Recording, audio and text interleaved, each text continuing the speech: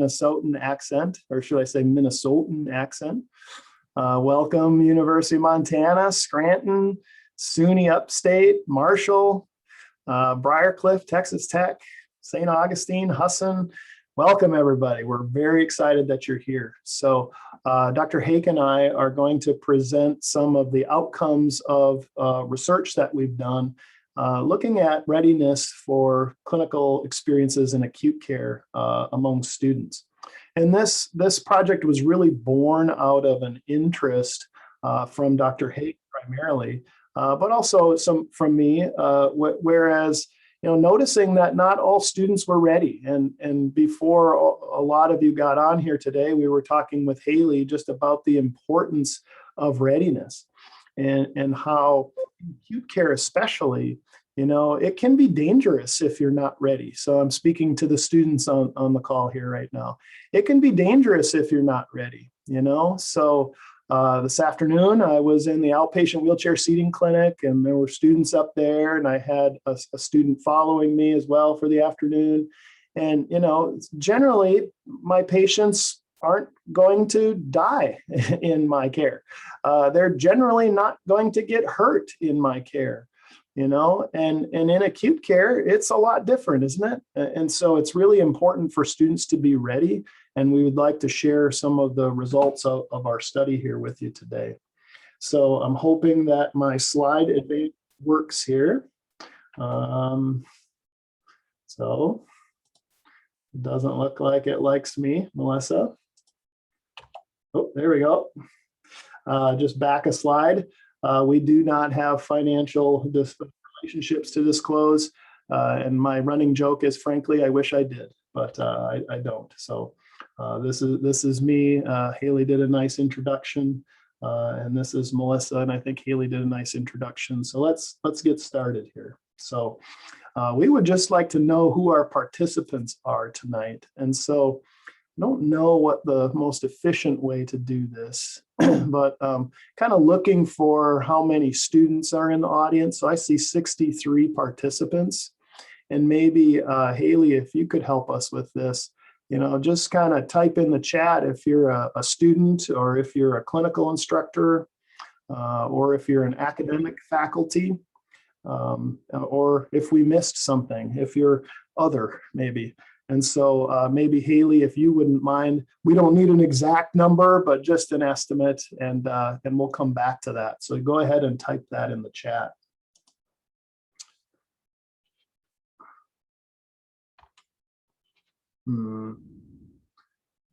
So far, there's a lot of first and second year students and a few faculty members.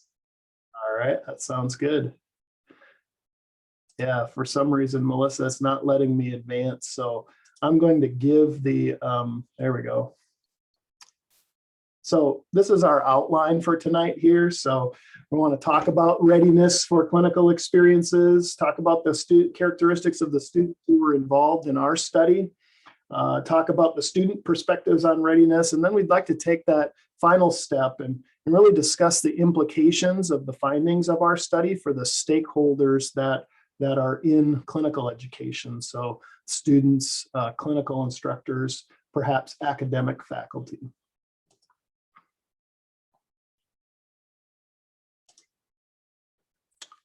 So let's go through our first learning objective here. To accomplish that, discuss and explore the concept of readiness for acute care clinical experiences from the perspectives of various stakeholders. So a lot of you are likely aware, but perhaps some of the students might not be. So let's just talk about these real quick here. Some of the core guiding documents in physical therapy that really help us establish standards. This is my 18th year on faculty, and I think each year kind of has a theme, and I don't want to talk about COVID, so let's move on past that. Maybe the theme is standardization. I'm seeing a lot of movement towards standardization, especially in clinical education. So myself and several other therapists from around the country, we have a paper out in review right now where we're looking to establish standardization for the placement process for students in the clinic. And so these are some of the documents that guide us as we look to, what should readiness look like for students? So there are the CAPTE standards, and I'm hopeful that everybody on the call tonight knows what CAPTE is, our accrediting body. ACAPT has put out the student readiness document for the first full-time clinical experience. If you haven't seen that, you should look at it. You could just search for that in Google. I did it tonight and found it. So you could look at that. Of course, the clinical performance instrument, there are programs that are moving away from the clinical performance instrument or toward the clinical, the CIET, the clinical internship evaluation tool. But the CPI is still the predominant evaluation method for students around the country. And then, of course, an older document now, but the minimum required skills of physical therapist graduates at entry level. So the CAPTE standards, there are many that could apply to student readiness. Here's just a sample of the ones that we picked out. So you may be aware, there are 8 categories of standards for the accreditation of physical therapist education programs.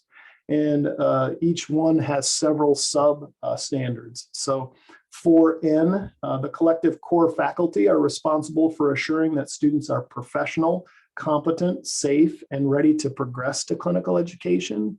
This year, that word safe and then also the word ready was added to that description, so that now programs have to describe their process on how they get students to be safe and ready for their clinical education experiences. The 6th category, specifically 6E, the clinical education component of the program provides organized and sequential experiences coordinated with the didactic component of the curriculum. So clinical education includes both integrated and full-time terminal experiences.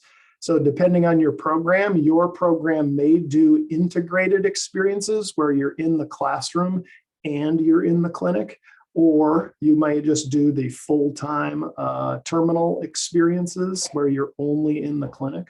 So we felt like that standard also applies to student readiness.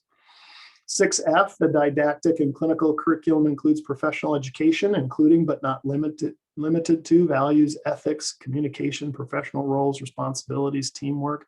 So that interprofessional aspect, so important in getting students ready to be in their acute care experiences, which you'll find here soon. And then 6I, the curriculum plan includes a variety of effective instructional methods selected to maximize learning. So there's a lot of ways to prepare students. So we're going to talk just a little bit more about that preparation for acute care clinical experiences.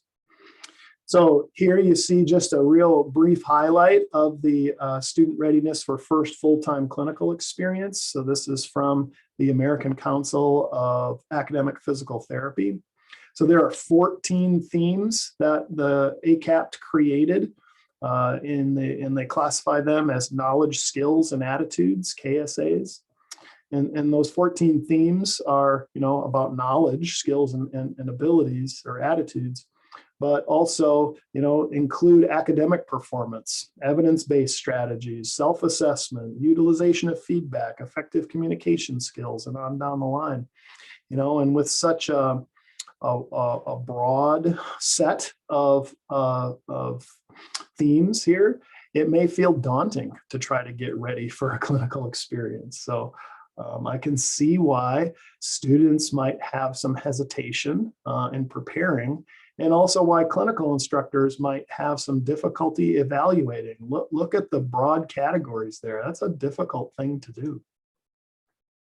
Of course, the clinical performance instrument, if any of the students on the call here have been out in the clinic, you probably have filled this out.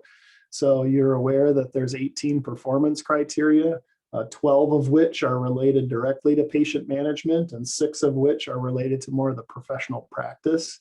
And what we've noticed over the years is that students who struggle or maybe aren't ready for their full-time clinical education experience usually has some difficulty in the professional practice categories. So safety, professional behavior, accountability, communication, perhaps professional development. So if you're looking to prepare, that's one thing that you could brush up on, is to try to improve your ability to perform there. I'm going to hand it over to Melissa here, because she was involved in establishing the core competencies for entry-level practice in acute care physical therapy.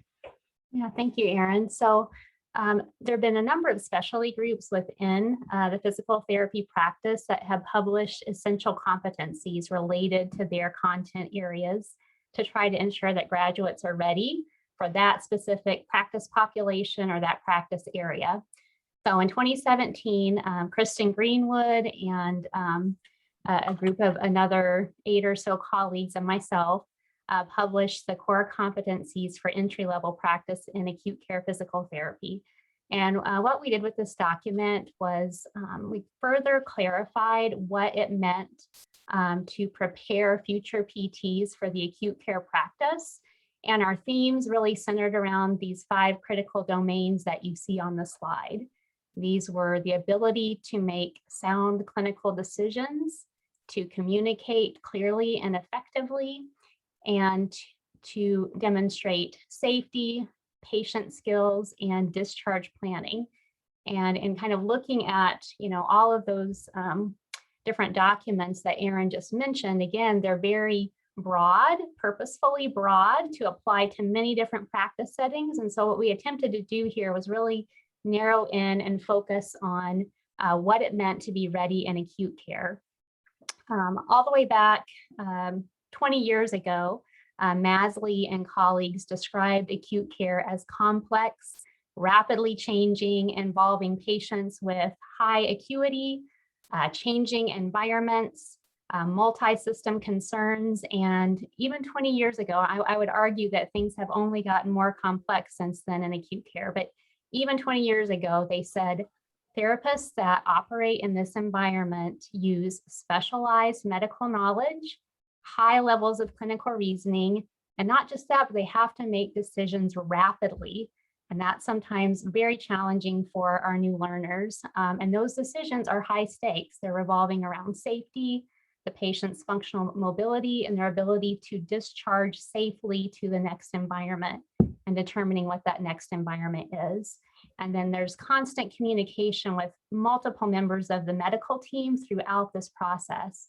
And so all of these factors kind of combine together to make the acute care setting a particularly challenging environment for students. And therefore, again, as Aaron prefaced, we felt like it's very important for students to be adequately prepared for this setting from the perspectives of many stakeholders, but also that students themselves perceive themselves as ready for acute care clinical education.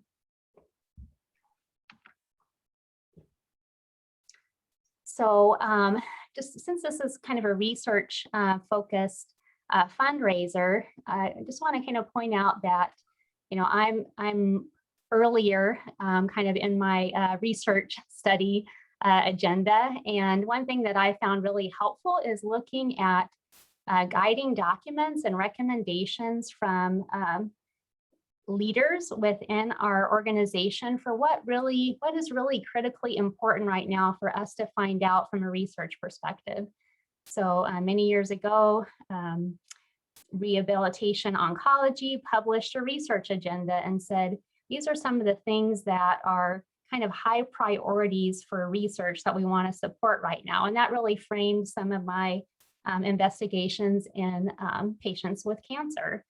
What kinds of things are they saying they need to know right now, and how can I contribute to that agenda in a way that's meaningful, and also, something that might be more likely to get published because they're already saying this is important information. So similarly, the Education Leadership Partnership, which is a subgroup of ACAPT back in 2016, said we need an educational research agenda that includes the investigation of student learning in multiple clinical environments. And so again, this is kind of the framework for where some of this particular research that we'll be presenting today is coming from. We also found in our literature review that We have a lot of existing literature that describes the acute care practice, as I mentioned before. We have literature that gives expectations from clinical instructors or even from hiring management in acute care, as well as professional organizations, academic educators, and so on, even recent graduates pertaining to clinical education or pertaining to acute care. But the missing perspective here we found was the learners themselves. And so therefore, we really wanted to investigate what it meant to the learner to be ready for acute care clinical experiences. And so we'll just open that up. I know we have learners as well as staff and academic and clinical faculty as participants tonight, but you can use the annotate function if you'd like to type on the slide here. You may do that, or you can use the chat, but we're interested before we get started and give you the results of our study. What do you think it means to be ready for acute care clinical experiences? Give just a minute or two for folks to answer.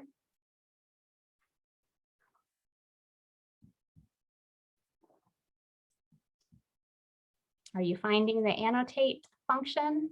Oh, there we go. Someone did. All right.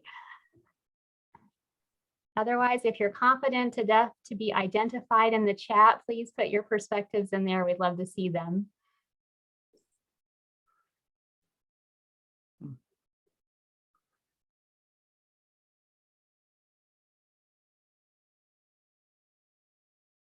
I have a few examples. So I see that in the chat, someone's talked about confidence, and then we see some more kind of specific examples on the slide, lines and tubes, common goals. Here we go, keeping calm, understanding various roles, knowing contraindications, red flags, being able to communicate. Okay, so we'll be interested to see, as we move forward and share the results of our study, how much what our participants said resonate with you all this evening as well. So again, the purpose of our study was to investigate the perspectives of therapy students on readiness for acute care. And one thing that is unique to our study, besides thinking who better to ask than the students themselves, is when is the best time to ask them this question? Is it before they go to the clinic? Is it when they come back from the clinic? Is it, a year later? And we really wanted to do this right in the middle of their acute care experience. So they had a little bit of experience under their belt. They were midway through, but they're right in the middle of it, and everything is fresh on their mind. What's going well? What am I struggling with? What would have been helpful right now?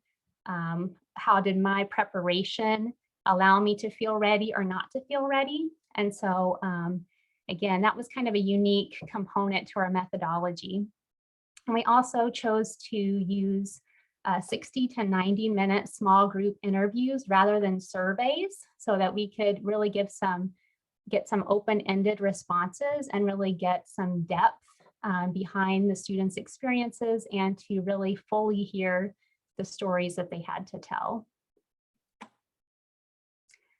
And so we'll move on now to our second learning objective. We want to tell you a little bit about the learners who are in our study, so you can understand the perspectives that they were coming from as individuals. And in particular, some things that we were interested in besides their demographics was who are these individuals as learners, and in particular, what their mindset was towards learning, what they felt the cognitive load they were experiencing was, and what their rating of self-efficacy was, so their ability to overcome challenges and to achieve their goals. So this is kind of outlining our methodology and our research steps. So this was a qualitative study.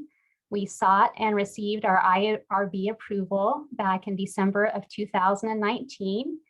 We completed a pilot study with a few groups of students so that we could evaluate our questionnaire content, our interview guide, and all of our research procedures. And this pilot phase resulted in some minor changes to our survey and our interview methods.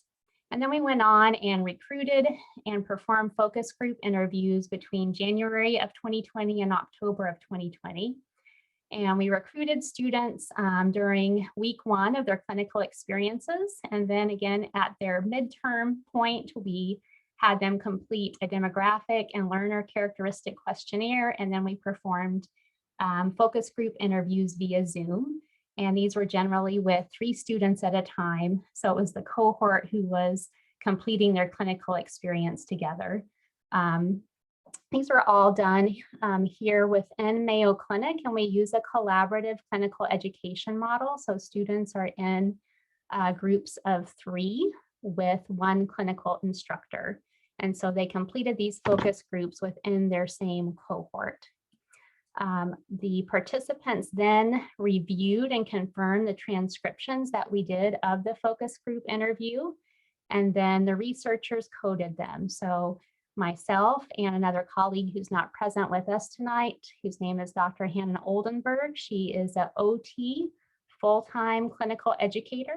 So we also had her perspective from the OT and the clinical education perspective, completing the interviews and completing the transcriptions. And then we went through a thematic inquiry process in order to generate the themes and the results. And then we continued to triangulate those results among the researchers. And this was a multi-stage, many-month process with qualitative research.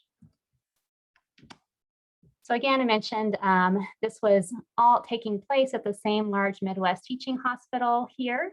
And all of our participants were PT and OT students completing 8 to 12-week clinical experiences in the collaborative education model. And they were in 2 different settings within Mayo Clinic Hospital, so 2 different buildings. And they saw a variety, a very wide variety of acute care patients, orthopedic, trauma, elective orthopedics, general medicine, transplant, cardiopulmonary, oncology, general medical, and many other types of surgery, and sometimes some experience in the ICUs as well. And again, the clinical rotation time was always 12 weeks for the OT students and varied between 8 and 12 weeks for the PT students. A little bit about our learners. We had 21 students total. You can see their average age was 26 years old, but it ranged from 23 to 34. We had 18 female and 3 male. Self-identified race, we had 17 white or Caucasian, 2 East Asian, 1 South Asian, and 1 individual who identified as white and Black. There were 12 PTs and 9 OTs, and on average, the students had completed 1 other full-time terminal clinical fieldwork experience before their acute care experience, but this varied between 0, having no other clinical experiences before the acute care one, and up to 4 clinical experiences before this one. So one of the things we were interested in for our learners was how they perceive the cognitive load. And this, just a very brief definition, this is their perceived mental effort during the clinical experience.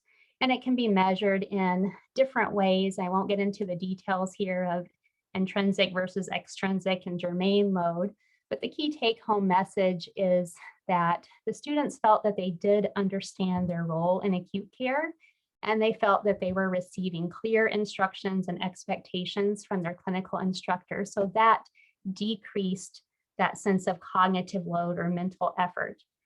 On the other hand, 14 of the learners, which is 67%, did indicate a significant mental effort or cognitive load related to patient complexity. So the patients that they were seeing required them to exert a high amount of mental effort. The next thing that we looked at was mindset. If you're familiar with Carol Dweck's research, generally can view individuals as having a fixed or a growth mindset. Those with a fixed mindset believe their intelligence cannot be changed. Individuals who have a highly fixed mindset might give up easily and fear failure because they view that as an innate ability. Prior educational studies have found students with a fixed mindset tend to avoid challenges, they ignore feedback, or they might blame others for their failures. Those with a growth mindset believe that intelligence can be changed, it can be developed, it can be grown. So they see challenges as opportunities for growth. They learn from their mistakes and they make changes based on feedback. So you can see how this might be really important information for us to understand about our learners when we ask them what it means to be ready. What kind of mindset are they coming from to begin with? So we use something called the Revised Implicit Theory of Intelligence Scale. And this is a 7-item questionnaire. And the higher you score on this scale, the more fixed your mindset is. So on this scale, a 6 is the maximum score. That would be a maximally fixed mindset, where a 1 would indicate the lowest possible fixed mindset or a very strong growth mindset. So overall, the students in our study have an average score of 2.22, which indicates minimally fixed thinking and a high growth mindset. However, our scores did range from 1, so very, very high growth mindset, to a 4, which is actually a fixed mindset. And 86% of our students had what we would call a growth mindset. So 18 of the 21 learners had a growth mindset. Finally, the third learner characteristic that we looked at was self-efficacy. And basically, this is the belief that you can overcome obstacles and get things done. And we use the new general self-efficacy scale for this. And for this questionnaire, the higher the score, the higher the self-efficacy. So it's opposite to the mindset scoring. And for this scale, the score of 4 or greater indicates high self-efficacy. And the average score for students in our study was 4.15, with a range of 3.38 to 4.75. And again, looking at learners individually, 67% had high self-efficacy. So getting your opinions, now that you've heard a little bit about these scales and these learner characteristics, how might mindset and self-efficacy in particular influence readiness? So if you're students, especially, I'm curious, what are your thoughts on how might your mindset and your perceived self-efficacy influence your readiness for acute care? So slide typing or come on the chat.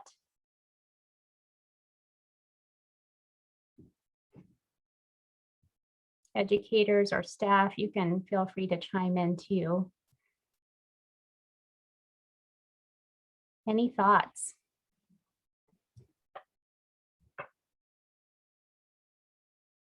And maybe while you're thinking, so for students in particular, think about your previous clinical experiences if you've had them, even if they weren't in acute care. What influenced your success there? Was it mindset, self-efficacy?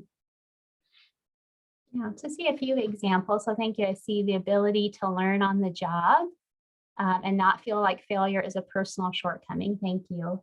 The ability to show confidence, flexibility. I see knowing that you will make mistakes. Be ready to get strong constructive feedback and to make efforts to change. Openness to constructive criticism, a willingness to jump in. Growth mindset makes you better equipped to succeed.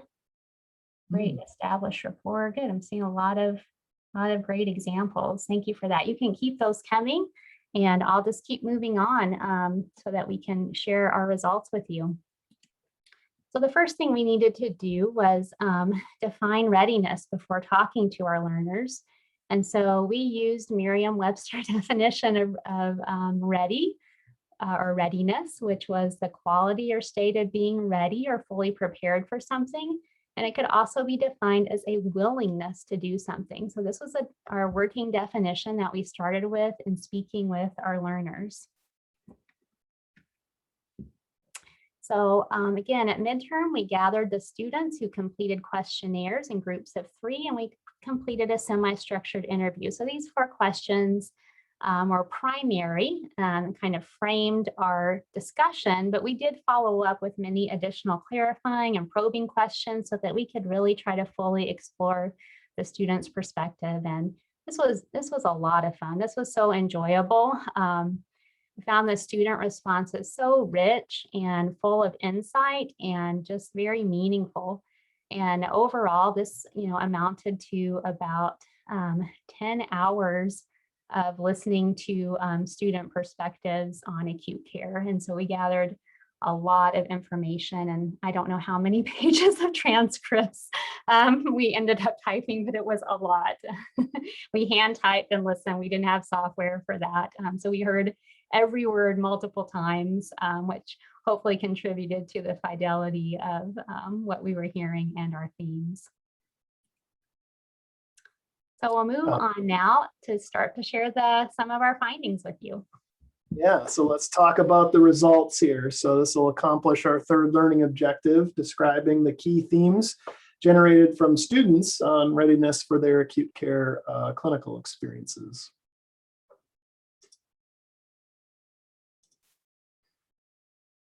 So our themes, we fit into 4 categories, and this is a science in and of itself, or maybe more of an art, but trying to fit what people say and reduce it to what's understandable for all of us. And kudos to Dr. Hake and Dr. Oldenburg for really doing the bulk of the work. I got the fun coming in at the end and cross-checking them and adding a few thoughts here and there, but it really is an immense amount of work. And so what we hope is that you can see how each of the comments from our participants fit in each of these categories here.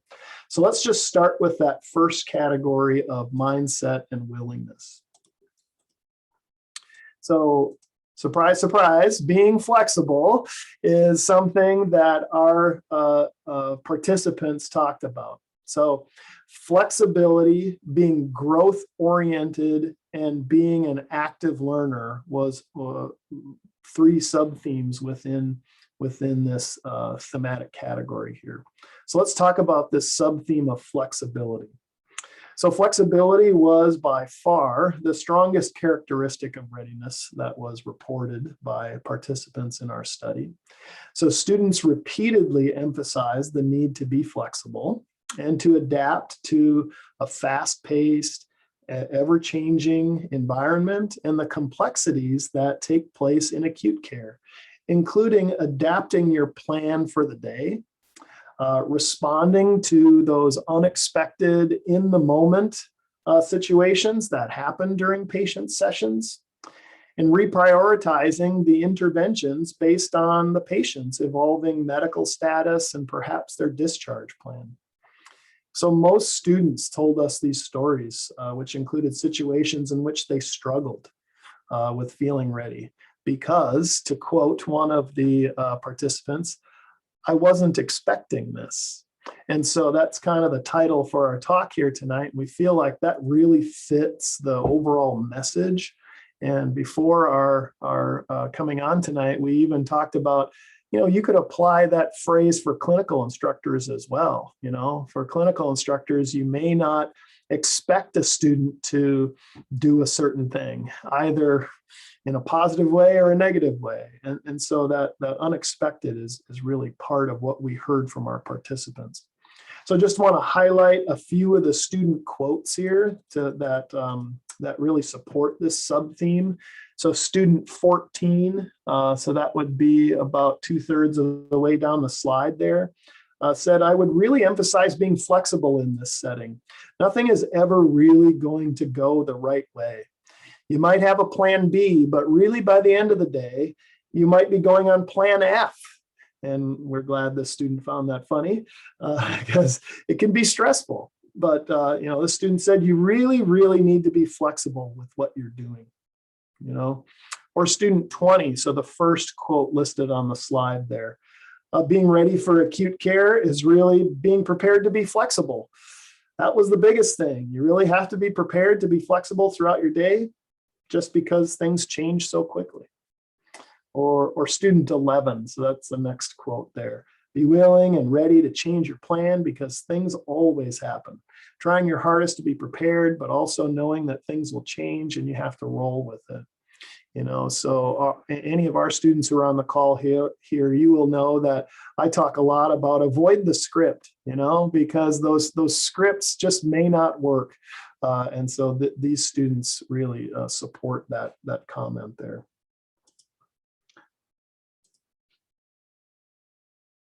Okay, so the next one, next sub-theme would be growth-oriented.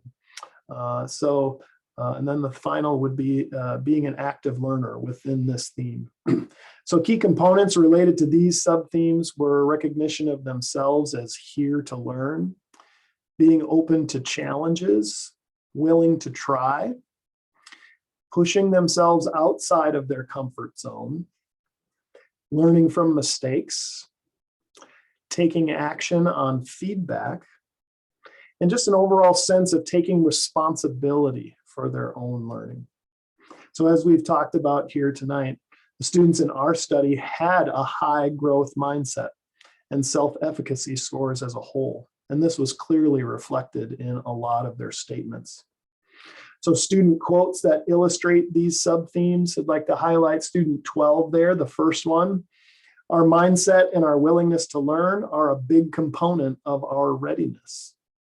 Student 1, with the next quote there, being willing to learn, being comfortable not knowing what everything is, and knowing that you have the capacity to grow into the role.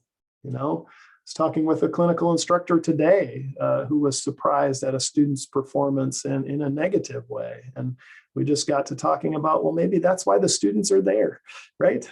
Is to practice. Student 15, so that would be in the active learner box there, the first quote. I possess the capacity to grow into this and become better. If I do the work, I can get there, We could also have put that in the growth-oriented box. And student 17, which would be the last quote in the active learner box there. You have to be willing to put in the work. If your clinical instructor gives you feedback about something, put in the work. It has to be an active learning process. It can't just be a passive learning process. So that really highlights what our students told us within this theme of mindset and willingness. So Melissa, I'll turn it over to you for the next thematic category. Okay, great. So next we'll focus on our second major theme, which was knowledge and experience. And we saw this in some of your comments in the chat and the slide typing. These are components of readiness. So from the students, we certainly heard that there was an element of foundational knowledge that was necessary. There were various learning methods that helped them gain that foundational knowledge that they found very helpful for their readiness. They also talked about the necessity of experience, actually being in the clinic and doing patient care, and then the culture of learning within the clinic. So I'll touch on each of those 4 sub-themes. So when students discuss knowledge as a component of readiness, they were primarily referring to their pre-clinical academic preparation. And 2 sub-themes again came up here. This was that foundational knowledge and then learning methods that were aids to readiness.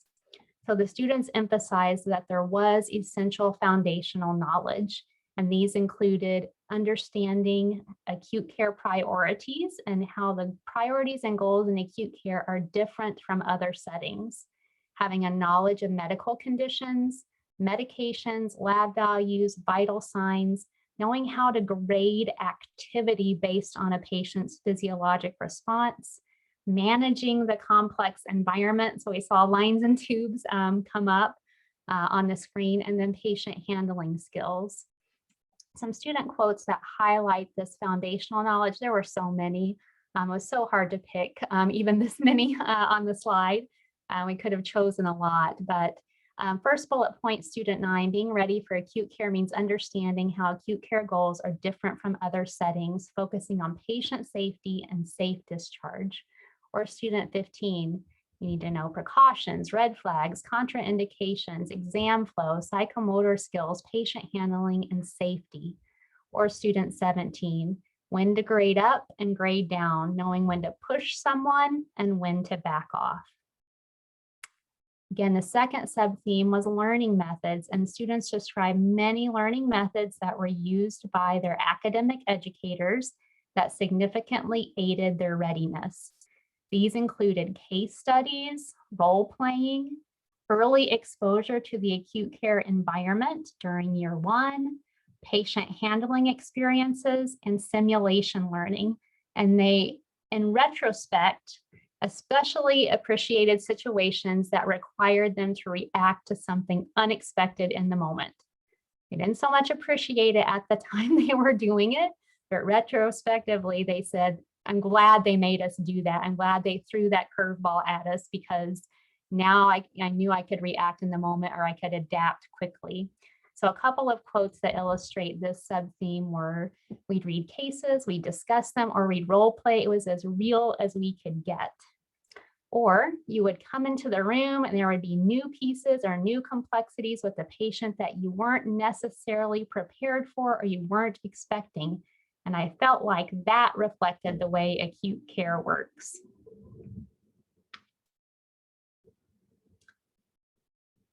In addition to the sub-themes relating to preclinical preparation, 2 additional sub-themes emerge related to the clinical experience itself as a component of readiness. In the sub-theme of necessity of experience, the students repeatedly reported you could not be fully ready before coming to the clinic, because no preclinical experience could fully duplicate the reality of the clinic. So I hope that's reassuring in some sense that no, you're not going to be 100% ready, students. But some student quotes that reflect this sub-theme are, it's hard to simulate acute care learning experiences. There are a lot of moving parts within the hospital you can't really learn about in a classroom. Or I needed to do it in a real life situation. I practiced on my peers before, but it wasn't the same as doing it with a real patient. Or school has been your comfort zone, preparing. All you know is school, and role playing only does so much. You got to learn by experience now, and that's going to be forevermore. So I appreciated that, because that's so true. We are education of lifelong learners. And I used to tell my students I learned something new every single day in the clinic. Even on the academic side, I learned something new every day as well, but you certainly do in patient care. The final sub-theme here was the culture of learning. And they said that the culture within their clinical environment was a significant factor that contributed to their readiness. And these included a formal, comprehensive orientation process, a graded transition from being an observer to collaborating with the CI towards mentored independence, and then the giving and receiving of positive and constructive feedback with the clinical instructor. So a couple of quotes that illustrate this sub-theme are how important orientation was really important for me to be ready. And we watched one, then did one on our own, and I felt ready afterwards because I'd seen the flow of how it can go, what needs to be said, and what can happen after the conversation. And then finally, it's a very positive and constructive environment. All right, next we'll focus on the third major sub-theme, which was communication and collaboration. So within this theme, there were 3 sub-themes, which was use of resources, therapeutic alliance, and professional authority. So for use your resources, students emphasize the need to use resources specific to the acute care environment. And mostly here they were talking about other people as those resources, which is why we included it in this section. These included their CI, the other students that were present, other PT and OT staff, the nurses, the social workers, and medical teams. And one student quote that highlighted this was, I feel like in acute care, we're constantly talking with nursing, OT, trying to talk with patients and their families and friends and trying to get a whole picture or a whole story. I feel like I didn't have that level of communication outpatient with other disciplines as much as I have had just in the last 5 weeks of this rotation. The second sub-theme identified was Therapeutic Alliance, and students provided insight on the role that they had in being active teammates within the healthcare team and the importance of consistent communication with all team members related to discharge, as well as the patient's functional status. In addition to the alliance with the team, the students noted the importance of the therapeutic alliance between themselves and the patient. And this included the importance of being on the, quote, same page with the patient and the struggles that they had when they felt they were not on the same page. And this included goals, discharge plans, progression of care, or changes in the plan of care. So a student quote that illustrates this sub-theme is, you have to have a willingness to engage in interprofessional practice every day. We're talking to nursing, OTs, the service team, social work, especially with inpatient acute care. It's so important to have everybody on the same page. That's something I noticed in this setting. Or more specifically, a student reported a time they were not ready, and they said, I felt like we had just had a lot of communication issues, and clearly our priorities were in different places. So I think in retrospect, I would have sat down and had a more serious conversation. Where are we at? Where are you at? What do you want from me? That kind of thing earlier on would have been more beneficial as related to being on the same page with the patient. Finally, the third sub-theme within communication and collaboration was professional authority. Students reported struggling in this area. They struggled with their readiness and their ability to express their clinical reasoning confidently and exert professional authority within the medical team and with the patient.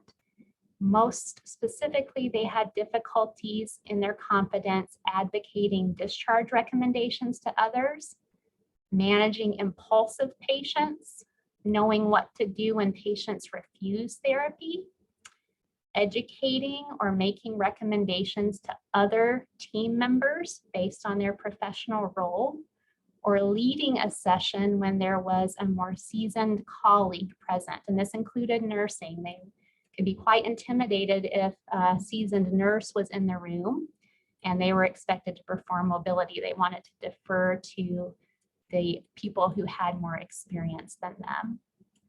So a couple of quotes here. Student 10, like one of my patients, I made a discharge recommendation and it was different than the services plan. Then I got a direct page and I had to answer the call from the primary service and defend my position and explain why I chose that. I think something like that could be a helpful thing to practice. How do you politely defend your recommendation with a complex patient? Also from student 10, if you're seeing a patient and they refuse, what's kind of the procedure? How many times should you ask? What should you recommend? What do you tell them? How do you react? So I think for me, that was just something I had to fumble my way through the situation, and I probably didn't get the best result. Back to you, Aaron.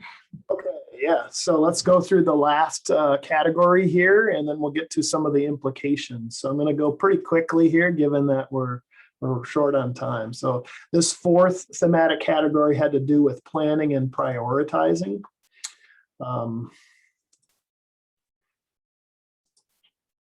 There we go. So within planning and prioritizing, we found 3 sub-themes here.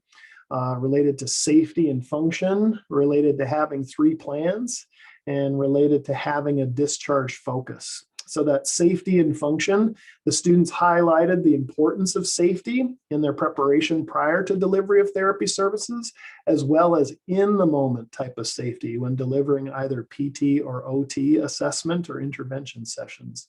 So being ready for these students was ensuring the environment, the medical, the personal safety was upheld while balancing the need to be function first and focus on the functionality aspects of the patient discharging to their next environment with potentially new medical precautions to follow. So one of the quotes from student 9 that highlights this sub-theme, being ready for acute care means understanding how the acute care goals are going to be different from other settings. focusing on patient safety, what safe discharge to wherever they are planning to discharge, and really understanding that difference in what you want to focus on. So that was student 9. So another sub-theme here was the having plan A, B, and C. And so one of the student quotes that highlight that is student number 2 there. So that's the first one. So this student said, and then making a list or coming up with plans of what do I expect to happen, worst case scenario, best case scenario, and somewhere in the middle. So that might be plan A, B, C, D. So I'm prepared for all of those, and that's really what we have to do when this is a fluctuating environment. And so, we can still plan. We just have to know that the plans might not always work out. So the last one I'd like to highlight here is the discharge plan, discharge focus, excuse me. And within the discharge focus, the students talked about, student 4, to know how to adjust my plan and to realize what's most important. Or student 13, I spent a lot of the morning preparing for this patient through talking to the care team about their needs for discharge and how everyone else is contributing to planning for this person. So kind of having that forward thinking, like, well, this patient will leave at some point. And so to try to prepare for that. Okay, so let's jump forward here and let's just see which of those resonate with you. I don't know if we'll have time to really kind of break this out here, but these are our themes and our sub-themes. There may be some students on the call tonight who actually participated in our study. But for clinical instructors, for students, for DCEs, for academic faculty, which of these stand out or resonate with you? I guess this is more something for you to think about since we're just short on time here. I would like to move forward and talk about the implications. So one of the aspects of qualitative research that you likely know about is that qualitative research uses a convenience sample, a purposive sample, or a theoretical sample. And so we got 21 people here involved in this study, but 21 is not a representative sample of all the students participating in acute care clinical experiences, right? The purpose of qualitative research is to really bring out some ideas, some thoughts that could potentially apply if we're in that situation. And I'd like to call those implications. So keep in mind, this is not extrapolating our results to the population. We're not capable of that given our smaller sample. But I do think there's things we can learn that might inform us so that we can better act if we're in a situation. And for all of you students, you may be in an acute care clinical experience coming up. So first, be a willing and flexible learner. So you heard those comments from the students, their ability to be flexible, so important, and their willingness to participate and not be passive, so important to helping them succeed, helping them be ready in the acute care environment. The second bullet point, know when you can manage, when you need help to manage, and when you need training to manage. And I would like to just add my thought to this. That might not be possible right away, but this is something that you're looking to establish as you participate in more and more hours and days of your acute care clinical experience. What I'd say up front, just be honest, okay? But that honesty doesn't mean, well, I'm not ready for anything, or I'm afraid to be in this environment. But also that honesty doesn't mean I'm going to fake it till I make it, and I'm going to just tell everybody I'm ready, even though I'm not. You need to be honest with what you're feeling, and you need to portray that and communicate that to your clinical instructors. So I think it's unreasonable to know that right away, but that's your goal, and that's what you should be working toward. Practice communicating your clinical reasoning. You don't have to be in a clinical experience to communicate your clinical reasoning. Are you a long talker? Are you a short talker? Are you a no talker? Know yourself and try to figure out, how am I going to communicate my thoughts, and practice communicating that. Try to talk in paragraphs. I have a lead sentence. I have supportive sentences. I have a concluding sentence. Really try to work on that communication piece so that your clinical instructors don't have to guess what it is you're thinking. And then finally, implement strategies for stress management and a system for task management. You know, the stress management, I think that you can probably figure out what some strategies are there, but a system for task management. Information is going to be coming at you fast and furious, and it changes. It's not like academic learning. Think about how you succeed in academic learning. You probably plan, you take copious notes, you prepare for tests, you really do the extra work. Well, in clinical education, that's going to come at you fast and in not a logical order. How are you going to stay organized so that you can take in that information, make a quality decision, and put that information back out so that you can take action? That's a real quick look at implications here. A couple of studies informed our implications. So Jennifer Furs and colleagues, so she reported that in the early stages of learning, PT students often exhibit a limited acceptance of responsibility and rigid thinking processes. If you're a beginning student, know that. That could be your tendency. What can you do to counteract that? In a study that I did back in 2013 with several other people, including one on the call here. So we found that students reported that one of the key factors to contributing to a meaningful clinical experience was their own participation, right? It's not a passive learning experience for sure. Melissa, did you want to quickly cover that? It looks like we're close to being I think just so that we can offer any opportunities for questions, I'll end here, but please know we'll share our emails at the end. I'll just move to that final slide. And we had multiple slides related to implications for academic educators as well as clinical educators, but we knew our time would be short. So any of you that fit those categories, feel free to connect with us offline. We'll be happy to share that insight or share our more full slide deck with you so you can get that information. We'd like to have the information disseminated as widely as possible to as many people that could use it.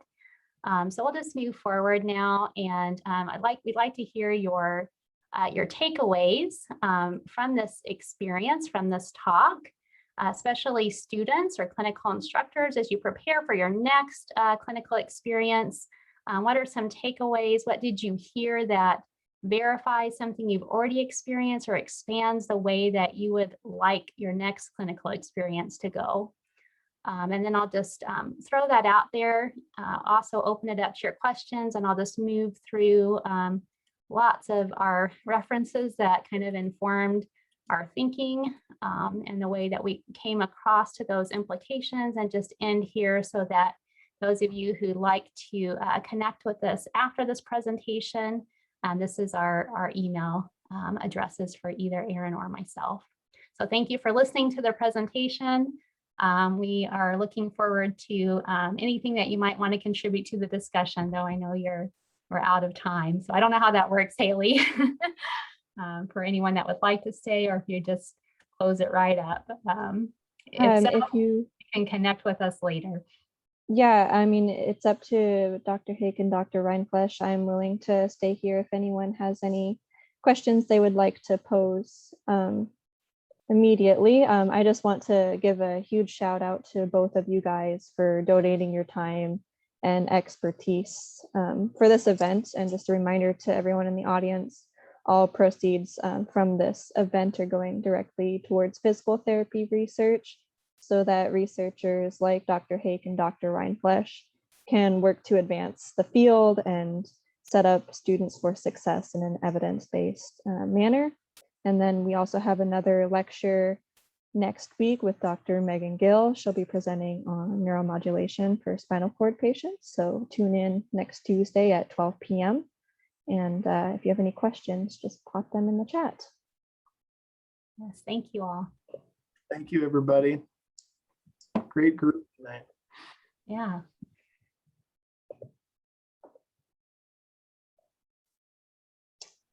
I see a question. Oh, do you see a question from Lexi? Yeah, go ahead, Haley. You can read it. She says, do you think students would benefit from taking the growth mindset surveys before their clinicals to get a sense of where they're at? I can comment on that. I do. I think that it would be helpful. And one thing I'd like to say though, Lexi, is that, you know, kind of one of my themes that I like to give all of you in class is that, you know, we're not always the greatest at evaluating ourselves. And so, you know, one way that I like to talk about it is that we tend to think of our own characteristics as flexible. You know, like, well, the situation brought this out in me, or that situation brought that out in me. And then we tend to think of others' characteristics as more fixed, you know, like Dr. Hake is always nice, or Haley Craig is always pleasant, or what have you.